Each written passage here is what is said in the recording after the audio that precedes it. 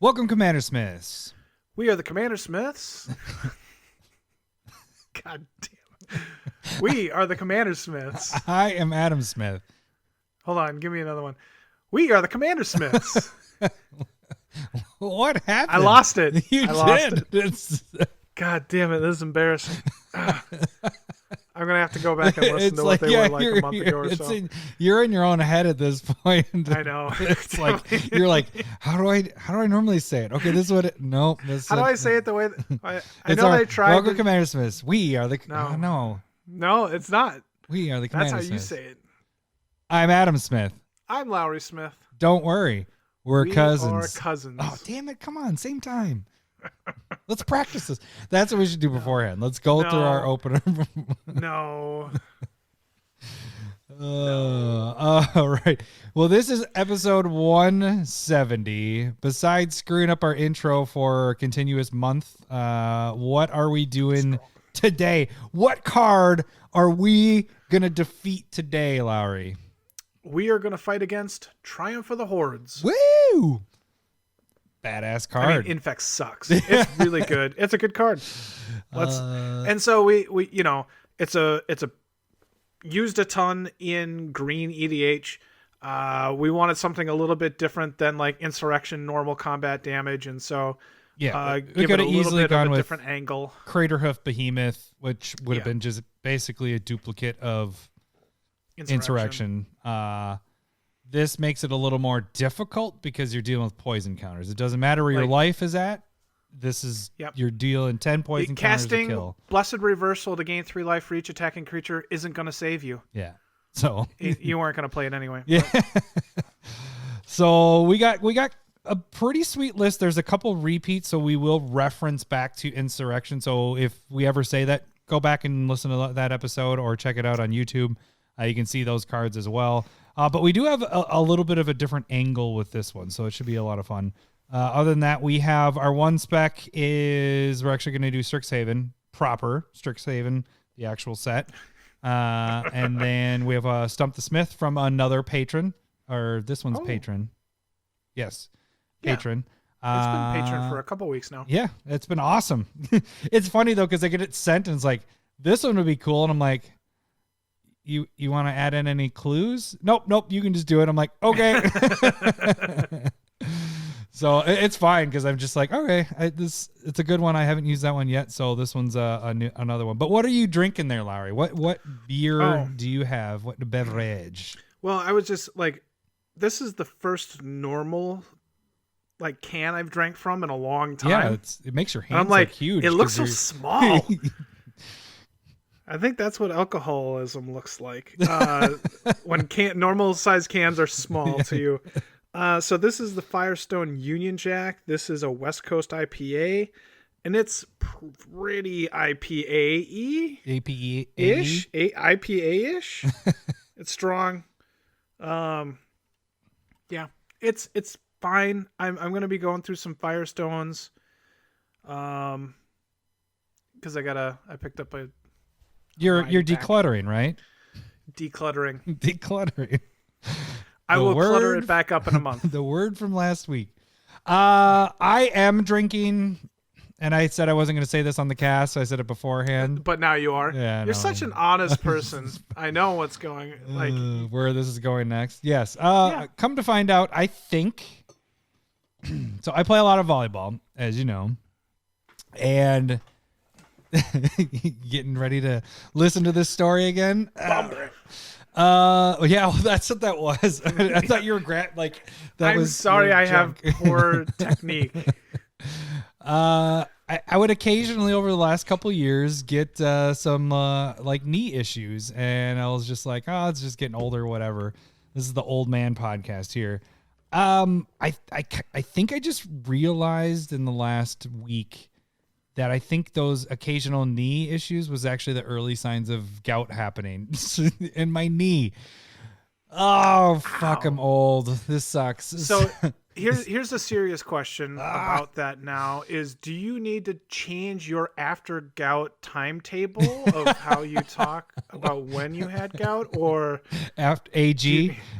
Yeah. After gout. AG starts 3 Yeah, I years thought my prior AG, to the I'm coming up on my AG 1 year 0. anniversary of AG, so I'm almost to year 2 but of now AG. you're at like year I'm not positive on AG. that, because I was playing a lot of volleyball and it, getting older, knees, that happens, and knees are a thing.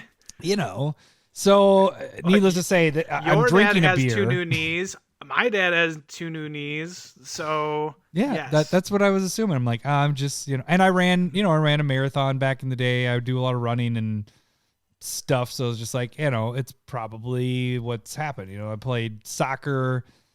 So it's a running sport and all that stuff. So I just figured that's what's happening. But I'm kind of thinking the reason here's where I've concluded this is getting better. My knee started hurting when I didn't play volleyball. Like it coincided with my toe hurting. I'm like, maybe those two go together. Maybe actually that's what's been happening. So I have like 4 or 5 beers left. It's my birthday week. So I'm like, all right, I'm having happy birthday week. Thank you. It normally goes a whole month. I know. It's been great not to have say anything for the last 2 weeks.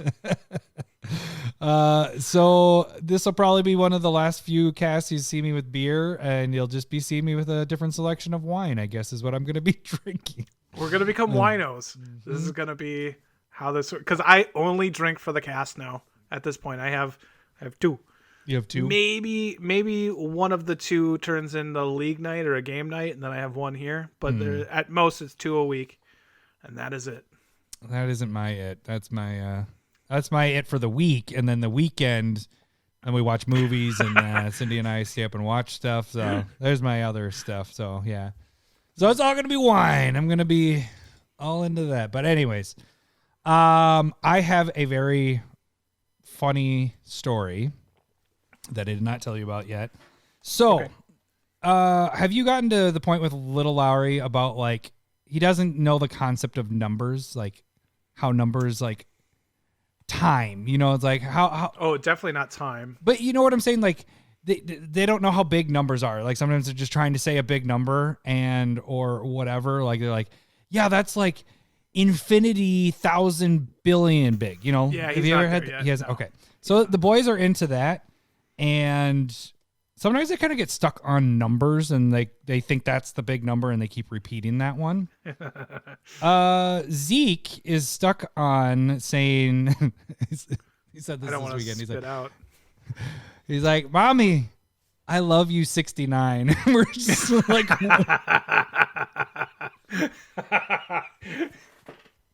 his number is 69 right now. I don't know why it's 69. We both looked at each other. It's like, have you heard? That's what his number is right now. His number. She's like, I know. He tells me he loves me 69 like every day. I mean, he's using it properly, just not in the proper direction, right? He's really no. You need to tell. You got to hold on to that one until you're like 18, 19, 20, 21. Oh, just man. depends on whatever people started, that kind of stuff. Mommy, I love you 69. All right. Yeah, I would record let's not say that in and public. make sure you play it at his high school graduation and thoroughly embarrass him. Boy, I mean, I just don't let's want be him to honest. say that Most in people public, can't 'cause it'd just concept be... like a billion. So like, that's just tell him to say a billion. Well, but he says those big numbers, but they'll do the makeup numbers, and then the number that he always goes to is 69. Right. He's like, there's how many horses do you have? How many toys do you have? 69. Everything's 69. 69. I'm like, Jesus Christ, kid. It's like you're a teenager right now.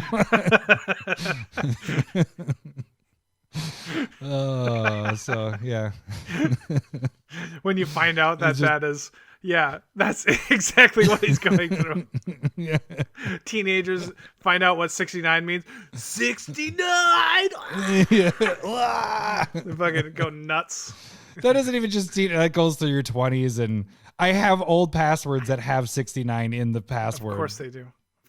Yeah, it was just I haven't changed my passwords in decades. I just change them a little bit. So some Yeah. of them still have 69 in it. Each one adds an extra 6 or 9 onto the end of it. 696969. Yeah, Cindy's gotten on me with the well, not with that. She's gotten giving me crap about like it was our Apple TV password. It had like, a word, and then dividing the words was 69. And she's like, I hate typing this in when I have to buy something on here. It's like, why do I have to type in 69? Why don't you grow up a little bit? I was like, it's my password. I don't know. I made it when I was in my 20s. And that's the problem of coming up with permanent passwords, because you're gonna have them for the rest of your life. Yeah. You're gonna regret that. Yeah. And my Thank son God is Hotmail went 4 away. years old and I guess I must talk about 69 enough or something, but that's there. Does It's he a know your thing. passwords? Yeah. Maybe that's what it is. He knows all of your passwords, and all of them have some form of 69 in them. Oh, this is dumb. All right. Oh boy, So that was going to be that was fun. Yeah, interesting story. That was All right. enjoyable. So I know what Thank you for the short's going to be for this week. All right. So is there anything, you got anything interesting happen this week? You got your second shot this week, right? No. I did. It was this week. Last Friday, I got my second shot, so I'll be fully vaccinated in like another week and a half from when this airs. I got the fevers, like a body flu. Didn't feel sick, but just like fever, super tired, chills. How long did that sore. last? Like day and a half. Like Okay. it started like 2-3 in the morning, like Saturday. That's like And- what mine did too. Well, mine was at like 10. It was like 12 hours to the nut of when I got the shot, and then it started at 10, really ramped in Okay. around 2 o'clock in the morning. or Yeah, whatever. I probably lasted about 14-15 hours. Oh, And then like Whoa, I that's woke a up long just time.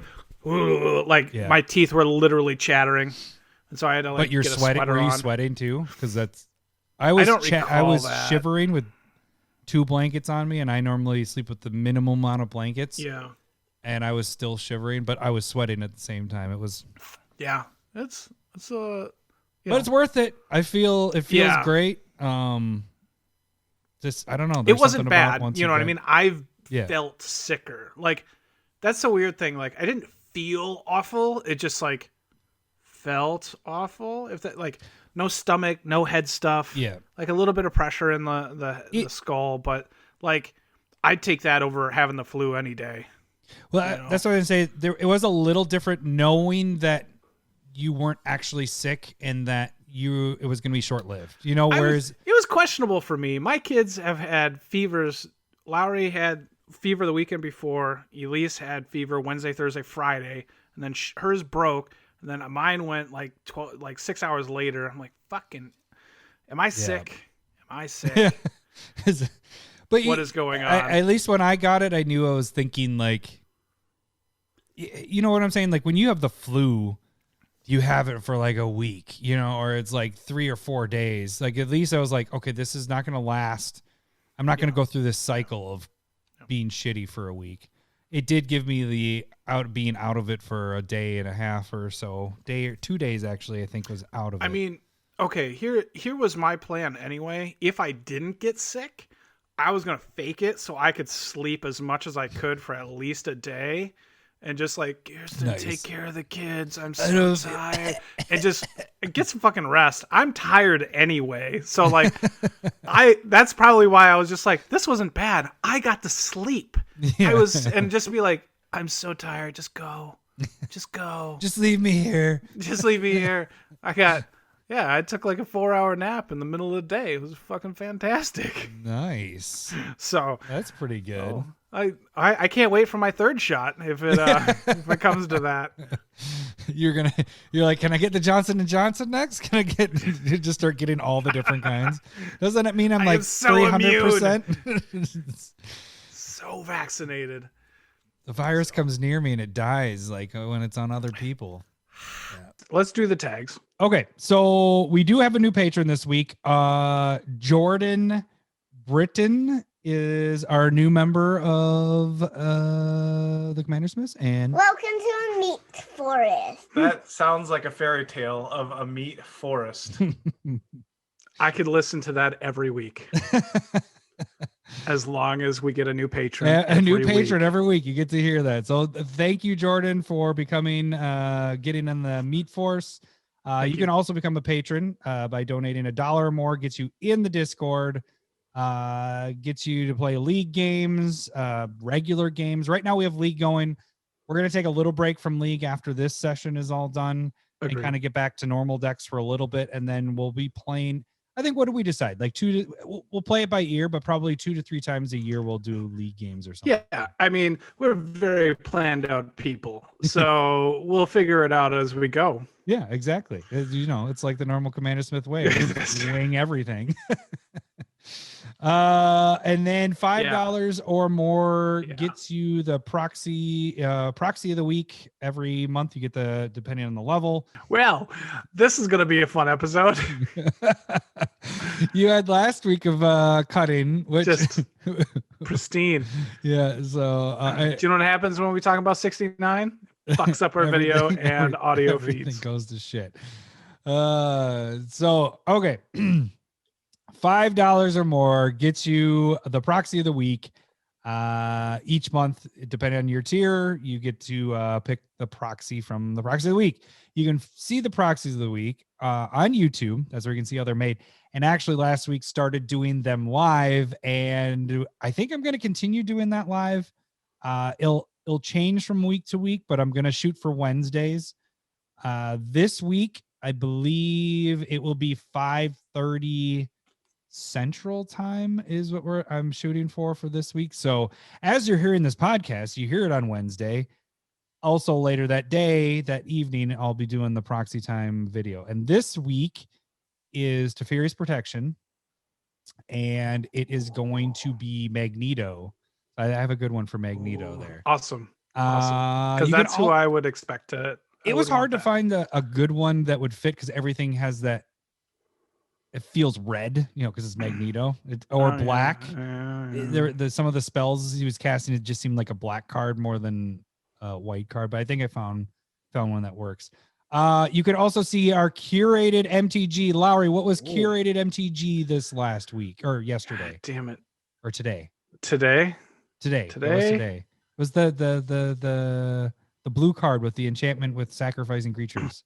That was today, wasn't it? Yeah. All right. Yeah, it was Homerid's spawning bed, and you can sacrifice a blue creature for some mana, and then you get that many Camrids. Yeah. 1/1s.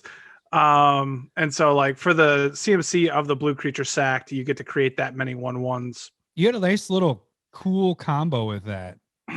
Yeah. So like with Essex, that like whenever the first time tokens come into play, if it's one or more, you can have them become anything other than Essex.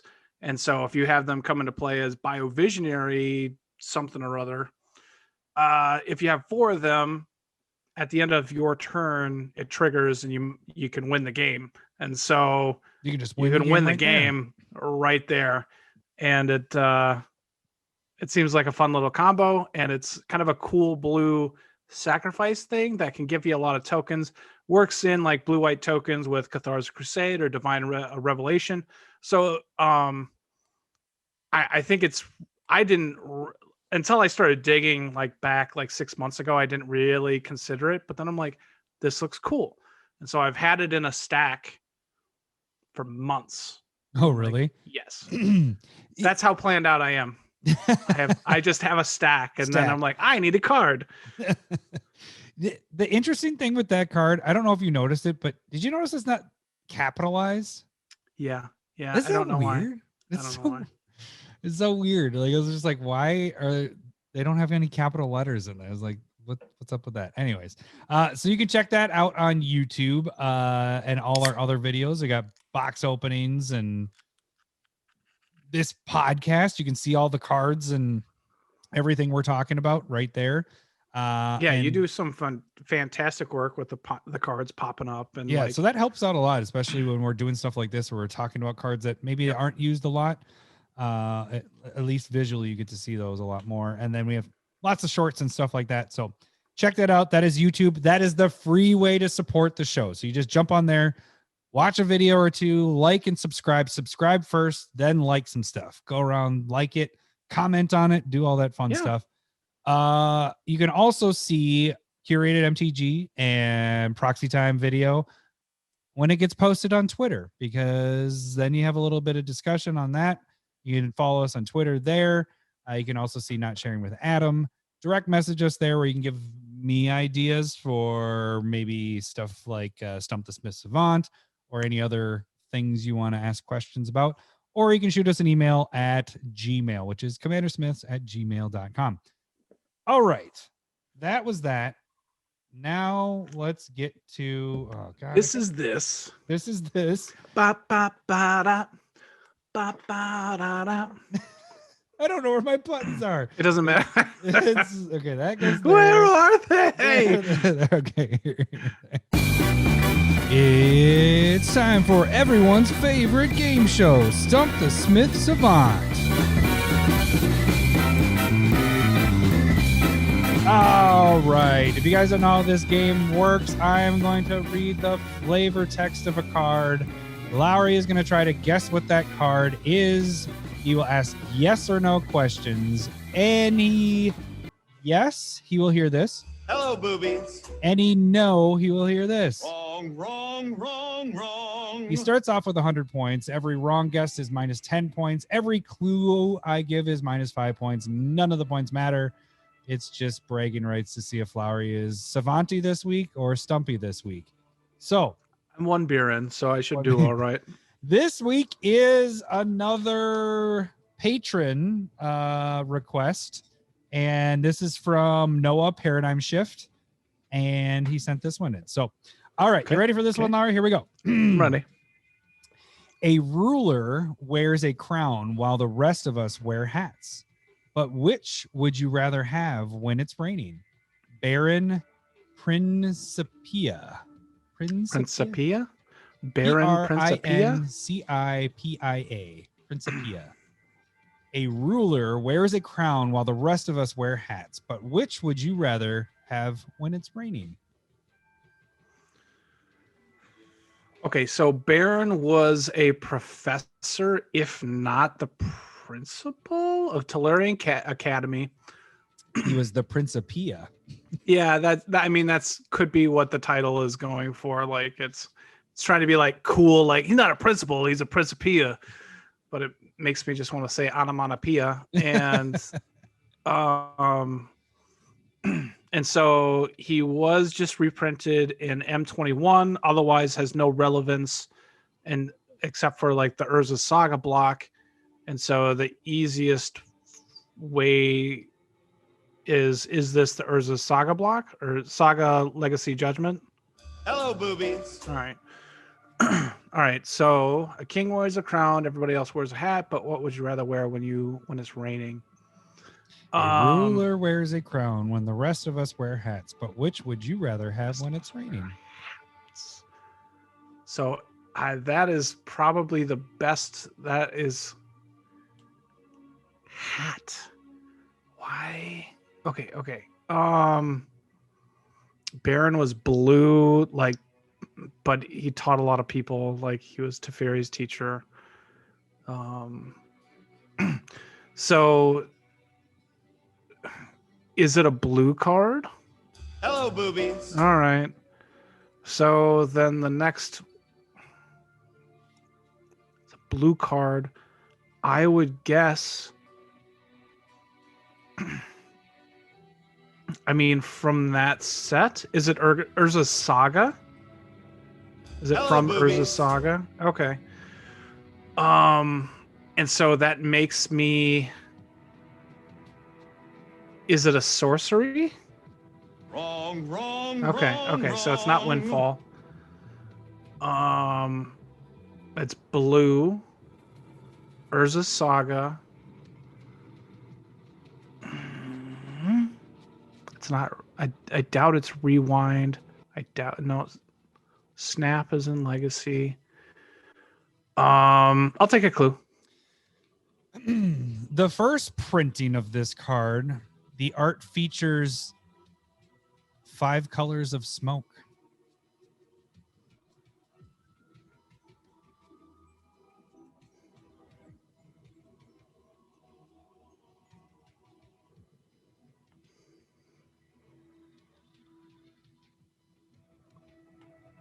A ruler wears a crown while the rest of us wear hats. But which would you rather have when it's raining?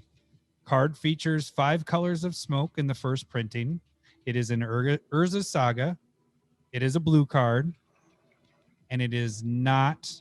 Did you say it was a... You asked for Sorcery? It is not a sorcery. It's an... Is it Mind Bend? Wrong, wrong, Okay. wrong, wrong. That would have been a real fucking weird card.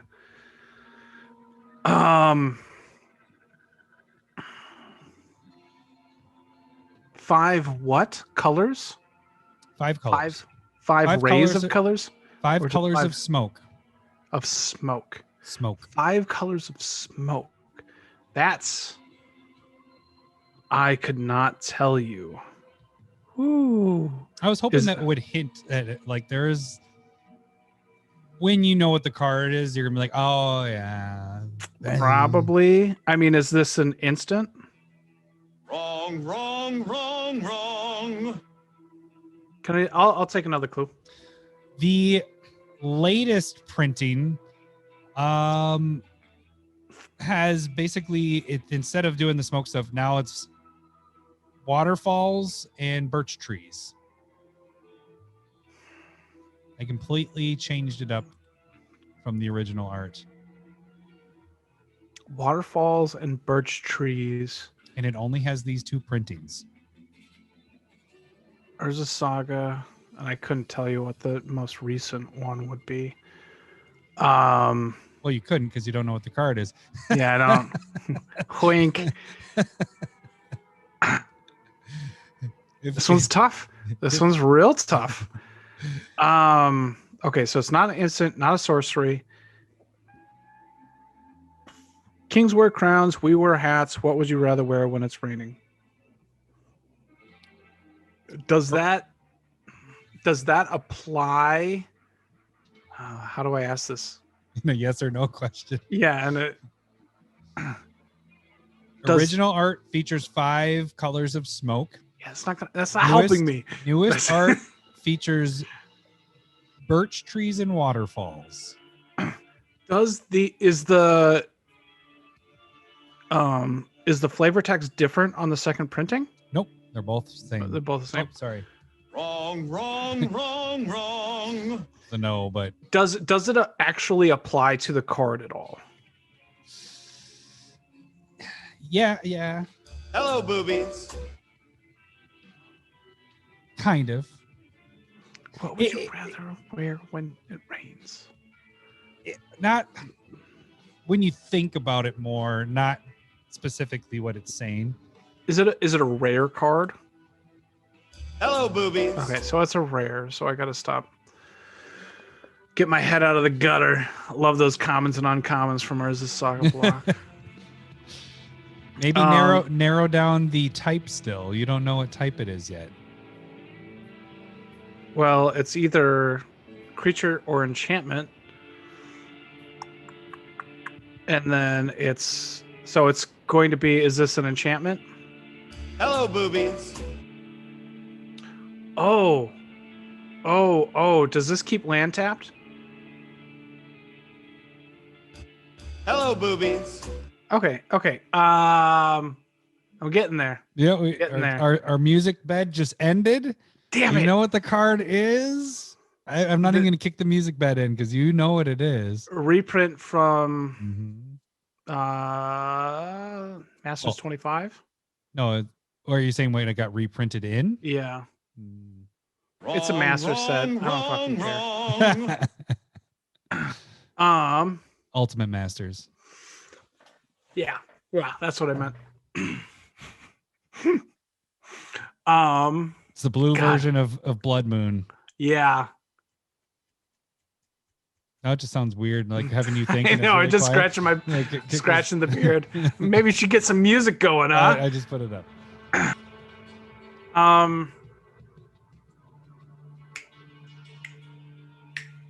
Damn it. God, this card was like 40, $50 for a while. Initials are BTB. Back to basics. There you go. There we go. Hello, boobies. God.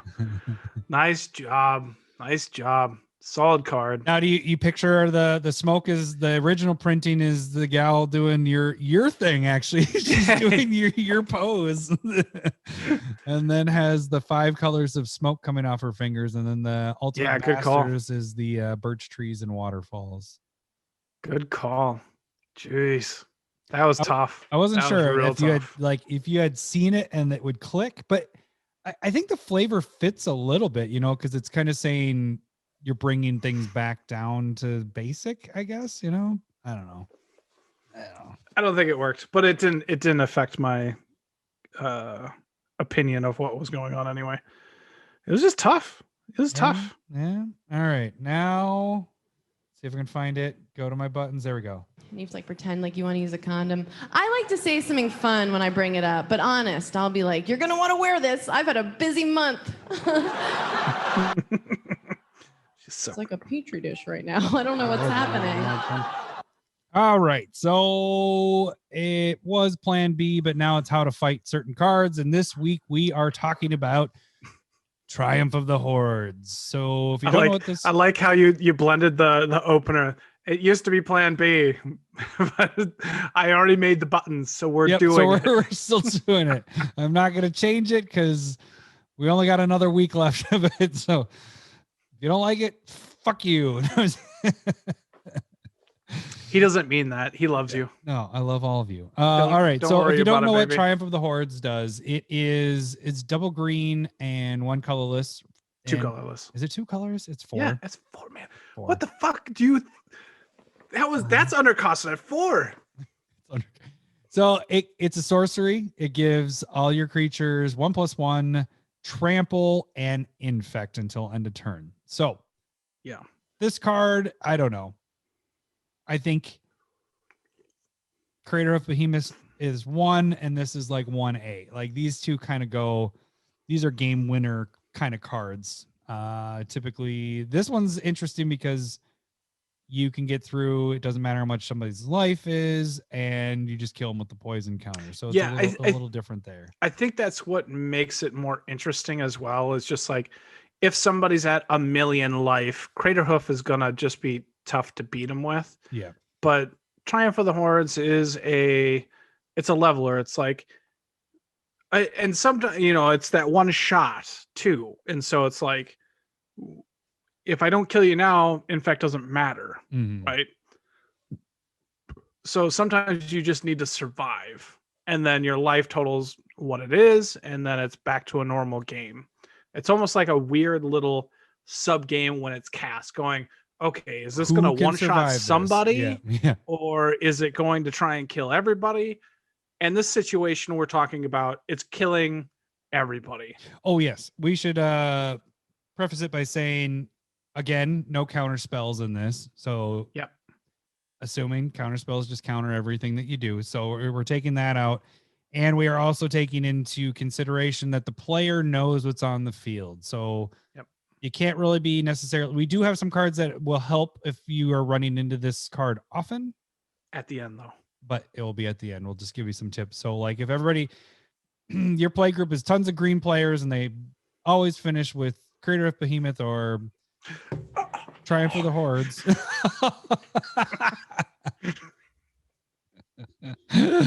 Oh, that was all visual for the YouTubes. You like got excited to finish there. Just I may even do like a little splooge on the camera. Just no, I'm not that talented yet. Probably not. I hope not. That would be actually. I'm gonna see if I can do that. Just have like a little and just have it slide down. I mean, if you did, it should have been for the used condom joke a couple weeks ago. Yeah. So.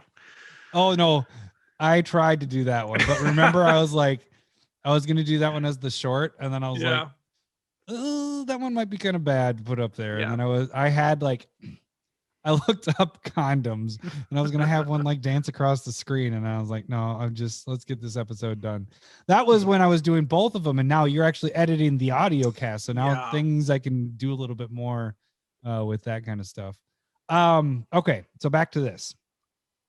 So there are going to be things that we are talking about that we've already talked about. So when we won't go in depth with those. We're just going to reference you to go back to those casts, or just remember that we had talked about them in Insurrection or any of the other ones. So why don't we just jump into the first one and kind of that already does that? So what is our first category? So instant speed removal. We talk about this during Insurrection, but you know, essentially, if somebody's trying to do all of the math and they're trying to make sure that they're killing you, your instant speed removal can definitely just save you, get you to 9 or whatever, along with your blocking, and you're fine. Like, again, like I was saying, it doesn't matter unless they're playing an infect deck or proliferate or something. And a side note of that really quick, this card in my decks that I still have it in, there's a couple of them that might still have it in there. It's not an infect deck. It's just a finisher. It's like a Crater Hoof type thing. So just like saying what you were saying there. So one little card I want to talk about, which I do find interesting, but might be kind of niche, is called Fight to the Death. And so it's red, white, instant, all blocking, and all blocked creatures are destroyed. And so what you could do in that is make sure like your 1/1s are blocking their big guys, and that trample damage doesn't go through because it stops. Like it happens before damage is dealt. Everybody else is trying to block normal, and so it doesn't benefit them nearly as much. And so I think it's kind of a cool instant speed way to destroy cards during combat. Yeah, and you know you're casting it, so you just don't even block, so your shit doesn't get destroyed. Yeah. Well, but then their creatures are still dealing you damage. Yeah, so you that's a good still point. need That's to a good like point. It doesn't you prevent still the need to damage. like do Block. 1/1s to the big ones to try and stop as much, but it's a way to stop trample damage. So this is something that you can do against Crater Hoof as well, and just stop that trample damage from coming through. Yep. Other than that, there's a bunch of go back to Insurrection. We talk a bunch of bounce stuff, or I think the only removal that we had that we really liked was Settle the Wreckage. That would work in this situation as well. Yeah. Okay. So then the next one, and this is kind of the interesting angle with this, I think, for the next like 3 topics here. But the first one, we're actually going to go a little bit deeper into damage prevention, fog kind of effects. We've talked about those before, but we kind of were just like, there's tons of fogs out there. Boom. But these we're kind of making it so that they have some interesting things about them. So the first one I'd like to mention, and I don't think I mentioned this in the Insurrection one, but Polymorphosis Jest is a blue card. It's 2 blue and a colorless. And what it does is it turns all of target players' creatures into 1/1 frogs, and they lose all their abilities. So you cast it obviously after they've cast Triumph of the Hordes. You turn them into 1/1s, and they don't have the infect anymore. So then it's just blocking as normal. You could do it when people block, so people are still, I would do it then, actually. Now that I'm saying it, you're wanting their stuff to die, so you wait till they do their attacks. You wrath their side as they attack, and everybody's like, "Yeah, I will kill that 1/1, that 1/1, that 1/1." So yeah, it seems like a thing where you can really screw over that player that thought that they were going to win. So that I think would be an interesting one in there. What do you have for one in this spot? One of my fog effects, quote unquote, would be time stop or discontinuity. And I like that those idea they're with that. expensive, but they're perfect for those game ending spells where somebody's like, okay, I'm going to win the game. I cast Triumph of the Hordes, and then they attack, and you're like, time stop, and they turn. And it just stops everything. You can kind of use it as a counter spell. You can kind of see how it plays out, and you're like, okay, I can defend this. I don't have to use it right now. Or you can just be like, I'm going to die. Let's end this turn. Everybody lives. So it's a card that you can definitely play. It's mana intensive, but it's a card that you can be in Yeah. multiple situations. So it's not just It here. is 6 mana, but like when it comes to those like expensive, kind of cool, nifty counter spells or instant speed spells, like that's where you want to be playing with like Seedborn Muse and just being able to like have all of your mana untapped and just being like sitting pretty. This could have been in the Teferi's protection part too. This could have been interesting. Mm-hmm. Dropping that in there. It's very similar to the counterspell, or can be. Mm-hmm. And so just depends on how you want to use it. Another card that I think we've mentioned multiple times before, but I don't know if we broke it down, but Winter's Chill is another nice one to use. It's 1 blue and X for an instant. You can only cast this during combat before blockers are declared, but then it says X can't be greater than the number of snowlands you control. So it is dependent about you playing snow-covered lands. But then what you do is choose X target attacking creatures for each of those creatures. Its controller can pay 1 or 2. If that player doesn't pay anything, destroy that creature at the end of combat. If that player pays 1, they prevent all damage that would be dealt to and dealt by that creature. So they have to do it for each one, for the 1, like to be able to at least make their creature survive. If they want their creature to deal damage, they have to pay 2. Hey, number 2. That's basically going to stop everybody's. It's not going. Yeah, and I think we talked about this during my Jorn deck. Probably because I had it in there, but it's definitely a cool card. You're gonna like Snow Mana has played a ton more, especially after Kaldheim. Yep. And so I think it's a solid card to just like, even if it's just preventing damage, but it's kind of removal, depending on how much mana you have open. Another card that's gonna be crazy with Seedborn Muse, which whatever. Yeah. I think it could be an interesting card to use in these kind of situations that are like swinging out. The thing I like about when we are doing this breakdown stuff is when we try to do things like that where it's a swing. Like this player is on a high horse being like, I'm about to win this game. And to have answers where it's like, not only are you not going to win the game, but now you're probably going to lose because you just lost all your creatures, or, all the players are now going to survive this and turn and kill you. So I think this is kind of cool swings with this, because then this card can be used in more places. I think the reason why it's not is it's a fucking book. If you look at that card, it's it is all text. It's insane. And even the basic breakdown of it is still a ton of text when you have the errated version. The errated version of it. So what's another one that you got on the fogs section here? So Batwing Broom, which is kind of like a colorless hybrid black or white. And so if you paid white to play the spell, it prevents all damage. And if you paid black, it deals 1 damage for each attacking creature they control. And this is something, again, that it's for those big swing moments of they're going to win the game. You're preventing all that damage, and they might even lose if everybody's down in that like 10 life range. So like, I think that's more of when they're going for that big swing and you can just like kill them before the damage is even dealt because they're making their big move. I think that's a really kind of fun play that just gets like shoved back in their face.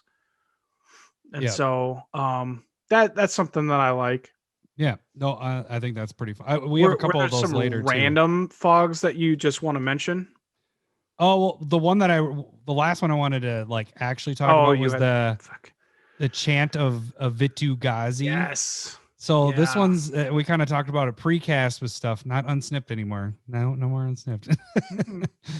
And not a single person's complained. Yeah, exactly. So you look at the card and you're like, holy shit, this is mana intensive, but it's 2 white and 6 for an instant. Yeah. But it has Convoke. So you can tap your creatures, which you're like, oh, tapping your creatures down and whatever. But it's prevent all damage that would be dealt by creatures this turn. Sweet. Okay, it's a fog effect. But then you gain 1 life for each damage prevented this way. So it's not only the attacking creatures, it's also the other people's blocking creatures. So all of the damage prevented. all of it. So And let's you just gain life say for that that all of it. player, you still have all of you guys alive. It's not just they're going at one player and they're trying to kill all of you. So let's just say at a minimum, they're trying to do 10, 20, 30 points of poison. That's 30 If life. nobody right can there. block, you're gaining 30 life from preventing it. But if people are blocking, there's shit going. I know that not only that, let's back that up a little. Well, yeah, no, 30 damage. Okay, I was gonna say if they had 1/1, they wouldn't be 1/1s. They each get 1+1. So They'd be all 2/2. be like at least 2/2s. Yeah. So this potentially could gain you 30 to over 100 life, depending on how everybody's blocking and stuff, and even you blocking. That seems high, but at least the like the 60, like 30 to 50 range. I'll give you that. Because you don't have to dream, all Lowery. out. Let me dream. It can be 100 on a triumph. You don't have to all out block. You just have to make sure you don't die at 10. Right? In my world, it is a triumph Yes. of the hordes on top of a crater of behemoth. So Yep. that's And that's your world is amazing. I get it. but no, this could really swing the game with not swing the game, but you're not only preventing it, but you're gaining a shit ton of life off of Yes. it. And so that's gonna pull you out of whatever where everybody else is, and you're just like, I'm back. Yeah. So that was one I just wanted to mention. We did have a bunch of the ones we've said before. You have the Inkshield. The Arachnogenesis is really awesome in this. Yeah. This Tangle keeps everything tapped, which is cool. Yep. Like that. Darkness is good. Mandate of Peace. I want your opinion on this. I kind of put Akroma's Will in this a little bit. We didn't talk about this beforehand, but I was thinking the protection and the making them indestructible kind of thing was more of the angle, but their trample still would get through. Yeah. Even with the protection. So that's where I was like, oh, maybe that doesn't necessarily work out too well. Yeah, I mean, yeah, I agree. But no, that was the other part. The double strike. Because you might be able to kill their things before they get through. You know what I'm saying? If it had yes. But most But likely if you have that sitting in your hand, you probably should have been aggressive with it. Yeah, like at that you point. should probably be killing people with it. Okay. Yeah. Scratch that whole part. Don't even put it on. I really like Akroma's Will, and I wanted to It's a good card. in a lot of places. It's been a while since we talked about it, so I understand. But just trying to fit it in things. That's all I'm trying to do. Sets Tiger, Dawn Charm. I like Dawn Charm personally. It's a holy day, but then it has a couple other. Yeah, I had Dawn Charm on here as well. Things there. Prismatic Strands. Constant Miss as well, because I like Constant Miss. Can we? Okay, I know that we talked about this beforehand, but like I do want to make sure that we mention it on cast too, because Zero's brought it up at least one other time. So we said Reigns of Power for Insurrection. And Reigns of Power works here as well. You just like you're switching creatures back and forth. But where we did miss it is it works with Cyclonic Rift. So whoever's casting Cyclonic Rift, you cast Reigns of Power. They get your creatures, you get their creatures. They can't attack with it, but your creatures don't bounce and theirs do. Yeah. Like, and there's like, oh shit. And then, at end of turn, you get your creatures back, and theirs are back to their hand. Yeah. And then there's Teferi's Protection. If they're casting it because of a wrath effect, you're like, okay, well, Reigns of Power, I'll take your creatures. You can take mine. You're going to protect mine for the turn, and yours are going to get wrathed. Mm-hmm. And when it comes back into play, it's going to come back into play into my turn or into my control. So, like, Reigns of Power, I think doing this list where I'm like, this is good. This is a very good card. Yeah. And should be in a lot more decks. Yeah. Yeah. And I don't even know what it's at on the EDH rec, but like I should be playing it more personally. Well, because it seems like a really good. I don't even want to pull up EDH. Don't even pull it up. Yeah, everything will. Don't even pull it. We've already have enough fucked editing for this episode. Oh, I'm looking forward to the YouTube edit of that first 15 minutes of not having the right mic of me on. Oh, this is all. I probably would not. Curtains of this shit. Okay. Then we move into the next section. It's more of like the attack tricks. I have a couple on here. One that's pretty interesting is like, but this kind of fits in the other one too, but I'm putting it here. But the Delirium, what that one is that one a reserve list as well? No, it isn't. But it's one black, one red, one colorless, instant. You tap target creature a player controls and it deals damage to that player, and then damage is prevented to it. I'm trying to do it off memory. I should have just pulled it up. No. It taps the creature and then its power is dealt to that player. But I think it also prevents damage to that creature. You got to do it before it attacks. Prevent all combat damage that would be dealt to and dealt by that creature this turn. Oh, really? Yeah. I was okay, sure so I guess that's the difference. So Backlash is a similar card. And so that maybe it does that, maybe that doesn't. That's weird that it was okay. Yeah, so it says cast the spell only during an opponent's turn. Tap target creature that player controls. That creature deals damage equal to its power to that player. Prevent all combat damage to be dealt to and dealt by. So you could technically do this after they've already attacked with it. And so like waiting to see where they're attacking with it, and they're like, oh, you're going to get me? Okay.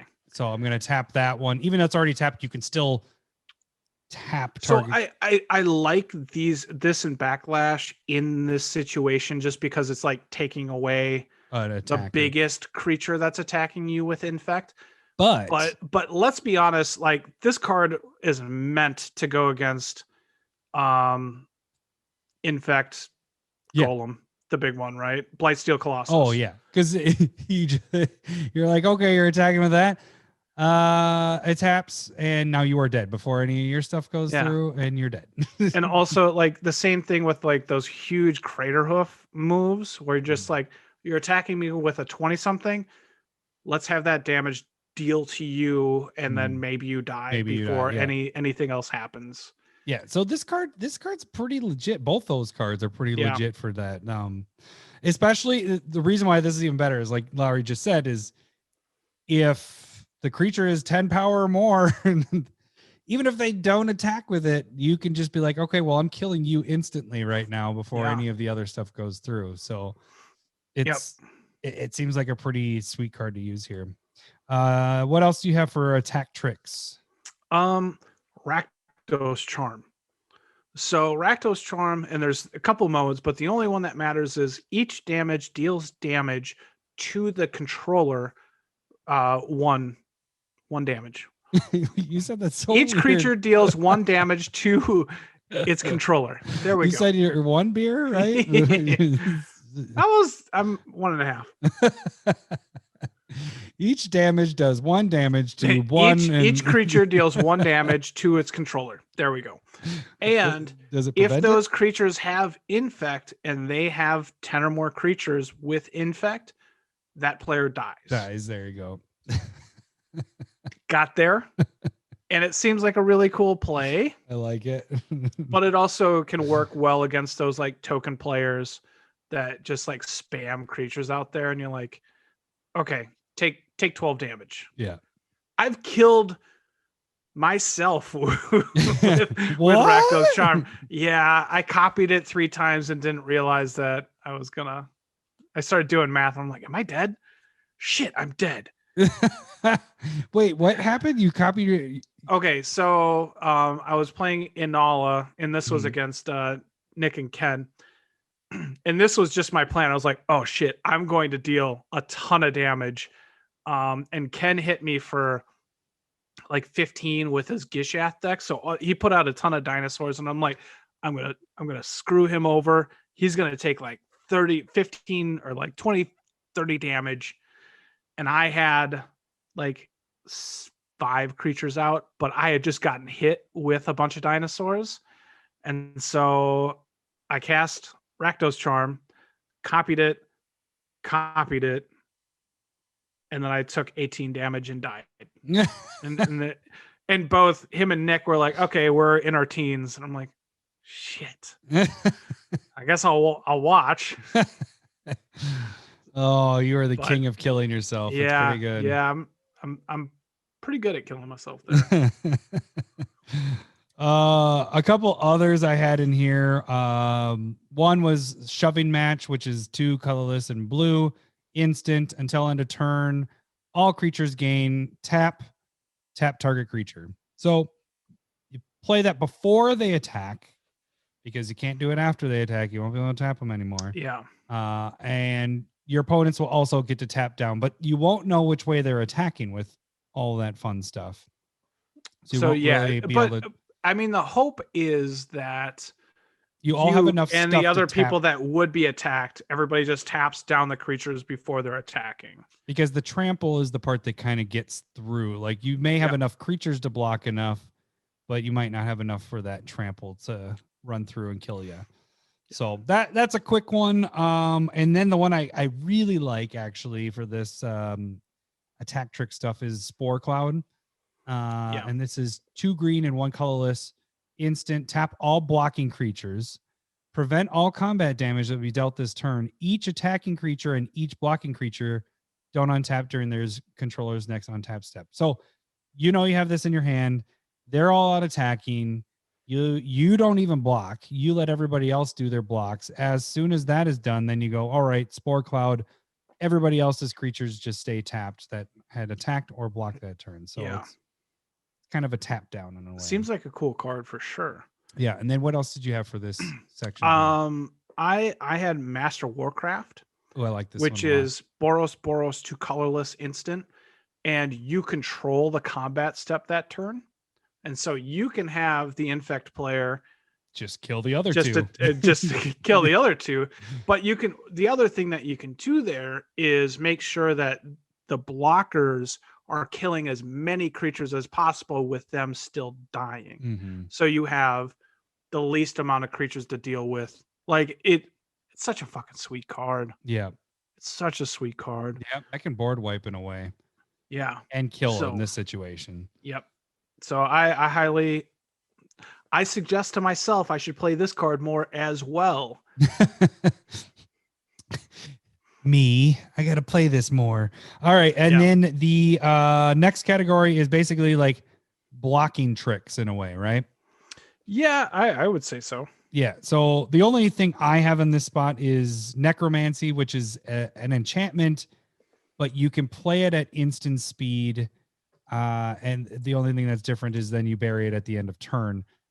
It allows you to take a creature from any graveyard and bring it into play. So in this category, what that means is we're kind of they're attacking. They see what your blockers are. They figure out, okay, I can get you 10 poison counters. I'm going to this person 10 poison counters, whatever. Well, if you have a trick where you have another blocker that they didn't see coming, you can survive the poison counters. And like I said in the beginning, as long as you get past that 10 poison, not taking the 10 poison counters, it turns over. It's like you didn't even get damaged. You're just sitting there with poison counters. So, but what are some other ones on this blocking category?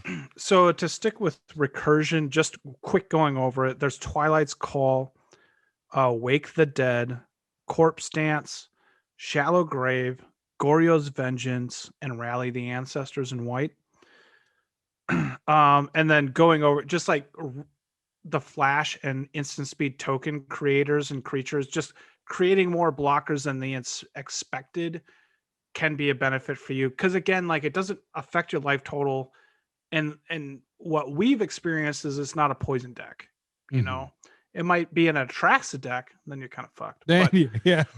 Whoops. Yeah. I mean, it is what it is. We're trying to help you, not not win you the game in every situation. Not give you every situation to deal with this. And so the other kind of cool, you can have little tricks in blocking. And so Hold the Line seems like a really cool card. It's white, colorless instant. All blocking creatures get +7/+7. That card is awesome. I like it so much. Really I wrote cool. it down. Yeah. It's and not that's much all to of come them. up. So it's all creatures. Yeah. So it's all the blocking. So your opponents and everything all get that too. I like this card a lot. And again, this feels like it works in a situation with Craterhoof Behemoth a lot better. along with Triumph. But like everybody's going to be like, I'm going to kill your creatures, and those -1/-1 counters are going to also kill my creatures. But getting them so big is going to be fun. Do you do that? I guess it depends on the situation. Do you let your opponents they declare their attack, and before the blockers are made, do you go, hey guys, 7+7, kill off everything of that person? Yes, that's what I would do for sure. Just be like, Let's before blocks, destroy. hold on. Just wait a second. Yeah, I like that card a lot. In fact, I wrote it down to pick up that card. And then there's Benefactor's Draft, which untaps all creatures and any of your opponents, any creature that your opponents control block, you get to draw a card. And so that seems like, people have already attacked or their creatures are tapped. It gives them a chance to block. So you get a benefit from blocking with it and getting cards as long as you survive it all.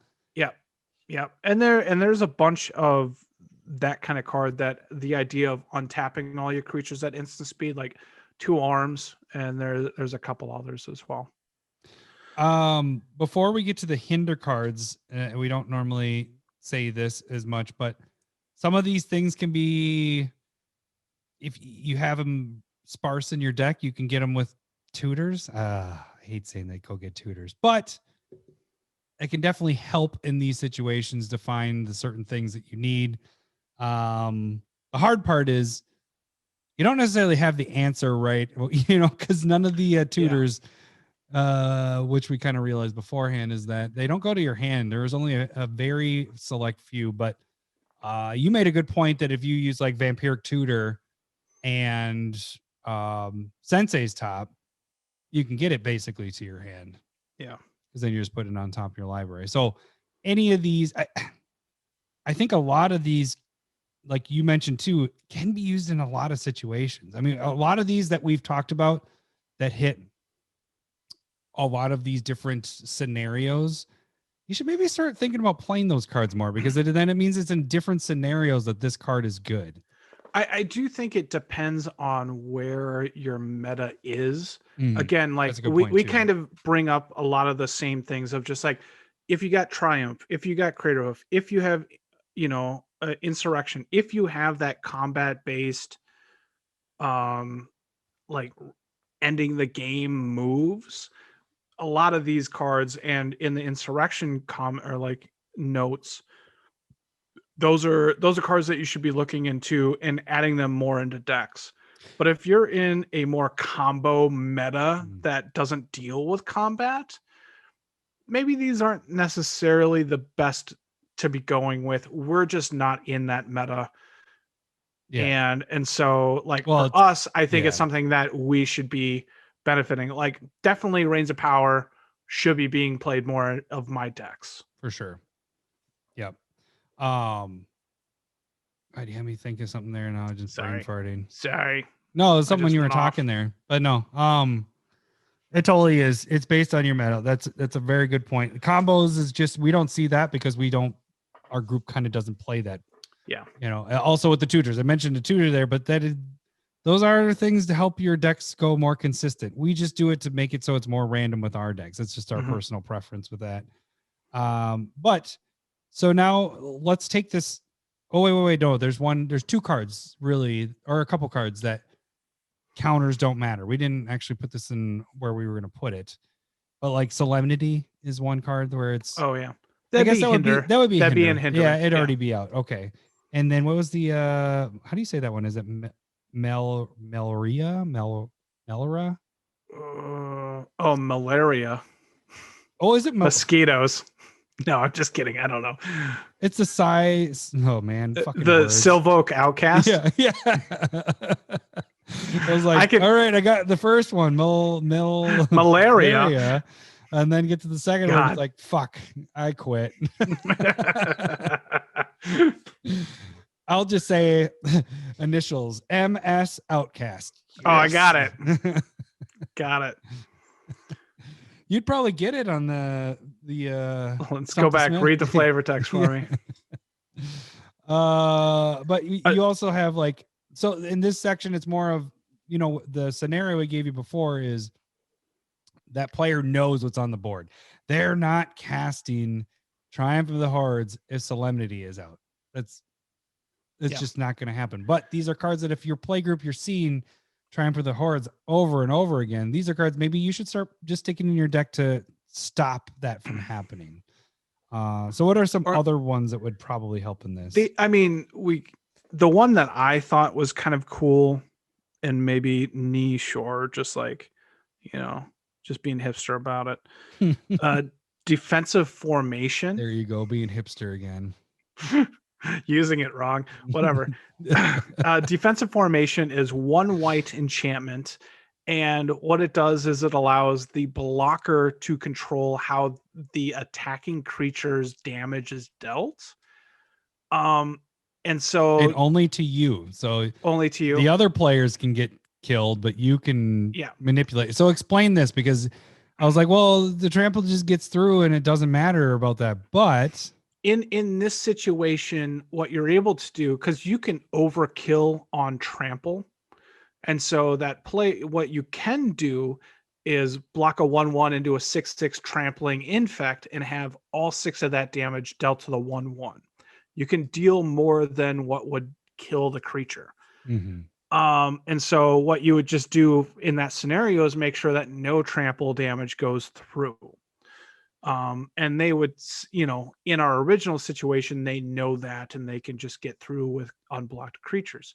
But this would deter them from doing it at a sooner date. Mm-hmm. And then in a realistic non-infect situation or non-trample is if somebody is like, I'm going to attack you with a 10/10 and you have 7 2/2s, you can block that 10/10 with all of your 2/2s and divide up the damage to the 2/2s and have as little of your creatures die. You can go all 10 damage to 1/2, one of the 2/2s. Or you could do that. Yeah. And then so you can divide it up as you wish, or just have it all pile on to 1 2 2 and have the rest of them live. Whatever's beneficial to you. It's kind of like banding on an enchantment. Yeah. So it's banding. If you guys don't know what banding is, you could have 2 creatures block that have banding, and you get to assign where the combat damage goes on those creatures. So it's kind of like banding in a way. That's how banding should have worked.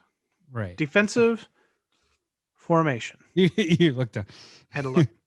The other ones are just your typical just hindering. So you got like propaganda, crawl space. One that Lowery likes to use, and I haven't been able to get myself into a deck yet, but it's Kazul, Tyrant of the Cliffs. For somebody that plays mono red, you should be playing this more. It's because I have all the creatures. I don't need to have any. I have the power. The card's crazy good. So that one's if you attack for each attacking creature to you, if they don't pay 3, is it? Yeah. They have to get pay a 3/3 for each of their attacking creatures. Whatever they don't pay, you get a 3/3. So like there's that elemental bond with green enchantment, and that's whenever you have a creature of power 3 or more come to play, you draw a card. Fucking those 2 cards together are fucking 69ing for sure. Oh yeah. So 69 is the number this episode. This would have worked out last episode because we were episode 169 last episode. How did we not do that?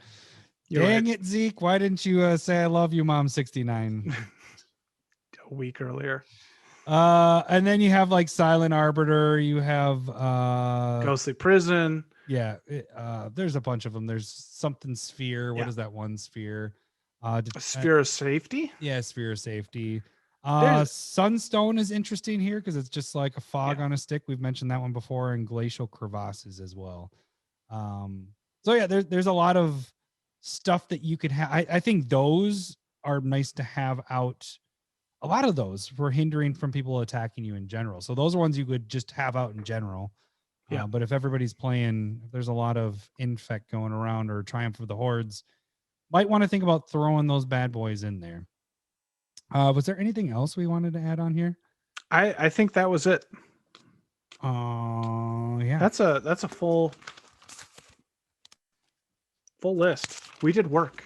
YouTubers. God, I always misdirection. Are you all right. inverted?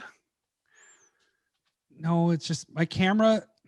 It's on my phone's my camera. So I don't know. Yeah, I'm stupid.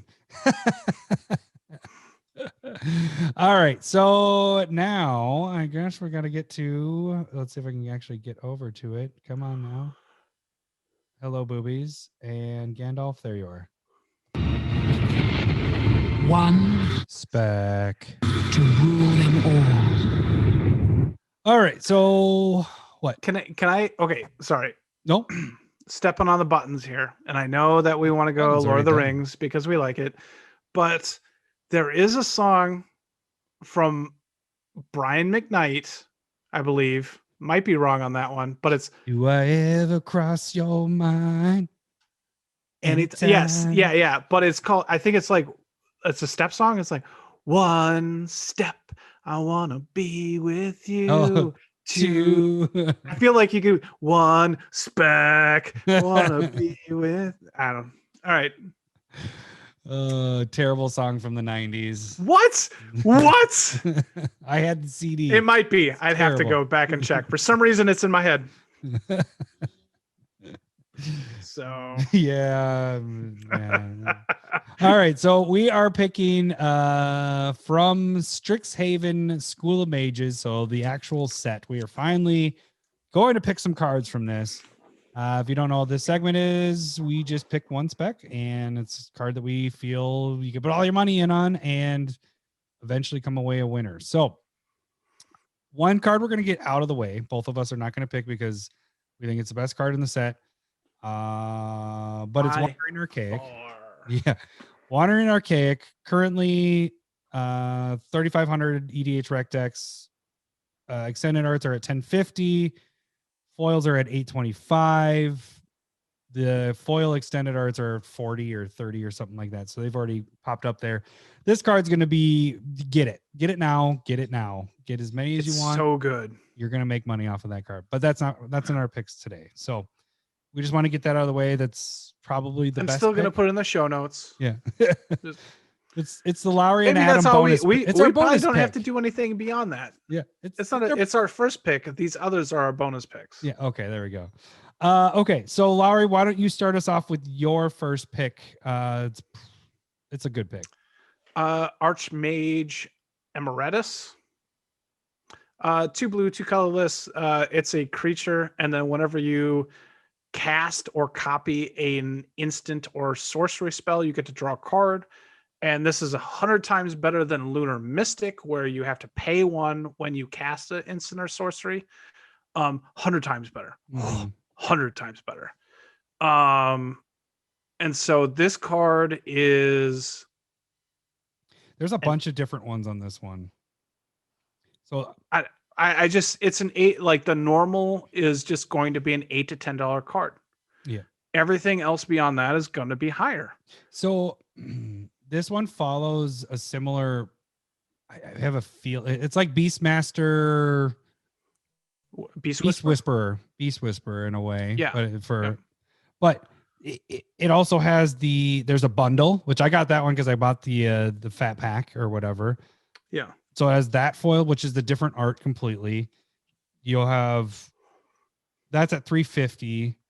I don't know. What would you go for? You have the extended art at 4. You have extended art foils at 9. You have foils at 2. Like, again, obviously, I like this card too. So I was looking into these. Think they're going to be, clearly, I think they're all going to double at least. Mm-hmm. What do you think though about the other thing you can look at is art? Vidalcan Archmage, which is 2 blue, 2 colorless. Whenever you cast an artifact, draw a card. Like the big thing here is the copy. Yes, like that makes a shouldn't huge difference. have been there. Should not have been. It was just so dumb. Yeah, the copying is crazy. There's so many things that copy, and so it's bonkers.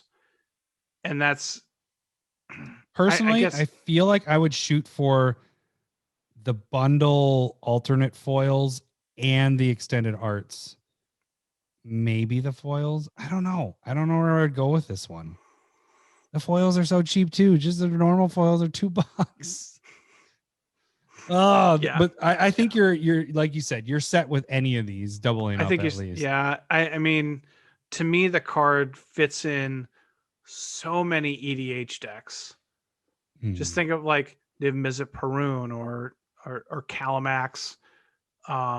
There's so many blue spell based decks that want this. It fits in so many decks. Maybe not as many as Wandering Archaic, just to throw it back to the best card in the set. Do you know that it actually has 500 more? It's in 500 more decks than Wandering Archaic. That's fine, but there's 500 people wrong that there should be. Wandering Archaic is bonkers. Yeah, it is stupid good. Like ridiculously good. Even in League right now has been like, whoever gets that out, it does work. And it's I mean, like League is a little bit different because you're not mana efficient or whatever, but are you willing to pay 2 more for like a Path to Exile or Swords to Plowshare? Because that makes those cards not as good. Not good. Clearly not as good. Are you but the paying thing 3 is for it? what was happening is you're not paying on purpose so that they're also destroying the other player. So you're 2 for 1. Getting super value for it as well. So it's there's a lot of things. If you're like the big baddie at the table, you're not casting spells anymore. Mm-hmm. Like the card's bonkers. And just think if there's like 2 out or 3 or we were talking about your spec and you went back to Wandering Archaic. Yeah. I mean, they're both good cards. I agree. What do you got? I think yours is going to get over 10 for those other ones, and then the extended art foils will probably be easily a $20+ card. Yeah, I think so. So mine is a little tougher because it's an uncommon, which I don't very often pick uncommons. But I think it's a sweet card, but it's Storm Kiln Artist. And what this is the 3 colorless dwarf shaman. 2/2. It gets 1+0 for each artifact you control. The sweet part of this one is it has Magecraft, which is similar to Lowery's Archmage, except instead of drawing a card here, whenever you cast or copy an instant or sorcery spell, create a treasure token. Yeah. Red decks, normally red, blue, whatever, you're casting spells, you're getting treasure token, you're getting value back for the spells you cast. I'm saying go for the foils, obviously. They're at about $250 right now. I think those will easily get to $10. This I think so too, yeah. Is the most played card so far in Strixhaven, which is crazy. What? It's at 4,500 EDH rec decks. Already? Yeah. Jeez Louise. Well, the Archmage is in 4,000. This is in 4,500. Wandering Archaics in 3,500. So those 3 are just being used a crap ton for only being out a couple weeks. With the Kiln Artist, like it's a really cool card. It definitely allows you to like continue to like storm off and continue to have your mana. And so like I get what you're saying. Definitely not the non-foil, because that came in the Commander deck. They'll reprint this again, I would guess. Mm-hmm. But the foils seem legit. It's going to be played a lot. Like I put mine in Feather and Calamax, so I got 2. I surprisingly didn't put it in Magda, which seems dumb, but I don't cast a lot of I don't have a dwarf or that creates I know treasures. I know, but I don't cast instants or sorceries. Like there's like 4 in the entire deck. So Insurrection. It's like there's 4 in the entire deck. If I'm casting Insurrection, I don't need Storm Kiln at that point, you know. So it's like why I wanted to shove it in there so bad. Boy, that's aggressive. We're gonna get the cops called on us. Because I mean, the other part of it is it's making treasure tokens. It's also getting stronger, you know, because it's 1+0 for each artifact that's in that you control. So you create a treasure token. Is that part of that card? Yeah, it gets 1+0 for each artifact you control. I don't think I knew that. Oh, right. So as you're casting spells, it just continuously gets bigger because you're making treasure tokens and all that fun stuff. So it's a 4 mana 2/2, but it could be a lot bigger. And that's my only part of where I might have thrown it in Magda, is because this could be a huge ass dwarf because I'm playing with treasure tokens and all that and take advantage of all that. So, but $2 easy buy right now for. If you can get it cheaper than that, fine. Lowery picked up what you got for 50 cents. Yeah, I found it in a bargain box. And I was like, yes. Oh, good for you. I was at the last page and had to go all the way to the front page. So I was like, damn it, get back. Yeah. So that was so I think easily this is gonna be a $10 card, if not more. I mean, like you said, it's in the commander deck. Don't go for the non-foils. Even those are sitting at almost $1 at this point. I mean, like, is it going to be $1 or $2? I can see that. Yeah. But is it something that I want to spec at like 75 cents to $1? Nah. So, all right. Well, I think that's it, dude. I think we are all set. So we made it. Next week is our last one of how to fight. How to fight one black card that we're going to get to next week. We'll figure it out. I think we got it. All right. Well, that should do it for this week. I'm not cutting out that last couple. we will catch you guys next week. Thanks for listening. See ya. Bye. Saga. I love boobs. I'm talking tatas. I love boobs. I'm bonkers for honkers. I love boobs. Thanks for the memories. I love boobs. God, the beginning's going to be a shit show, isn't it? It's going to be bad. Oh, damn it.